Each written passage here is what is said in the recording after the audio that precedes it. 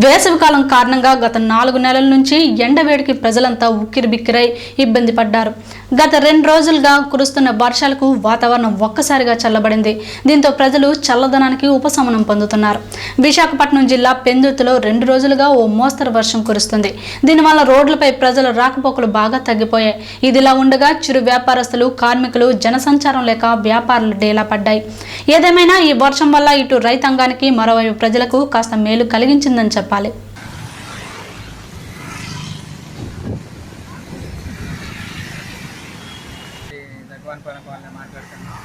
మరి గత 10 రోజులుగా ఈ వర్షం రోజు కురుస్తుంది. దీనివల్ల మాకు కూడా ఏదేమైనా సరే వర్షం పడడం వల్ల మాకు చాలా ఆనందంగా ఉంది. ఎందుకంటే పంటలు కూడా చాలామంది రైతులు పండించుకోవడం వల్ల వాళ్ళకి వర్షం వల్ల లాభం చేకూరుతుందని కోరుకుంటున్నాను. అదేవిధంగా కూడా మరి ఈ వల్ల ఇబ్బంది పడ్డాము. ఇప్పుడు మాకు ఏ పనులు లేక ఇబ్బంది పడుతున్నాం. మళ్ళీ ఇప్పుడు ఈ చిరుకుల వల్ల మరీ ఇబ్బందిగా ఉన్నది. పనులు లేవు, మాకు ఏది ఆదాయం కూడా లేదు. ఆటో వాళ్ళగా మేము జీవిస్తున్నాము. ఆటోకి కూడా 2 టికెట్లు మాత్రమే మాకు ఇచ్చారు. ఏదో మళ్ళీ గవర్నమెంట్ మాకు ఏదో చూసి మాకు ఆటో లాంటి దగ్గువానిపాలెం మాది. గత 2 నెలలుగా ఎండలన్నీ మండిపోతుంటుంది. శ్రీ వరుణ దేవుడు కరుణించాడు.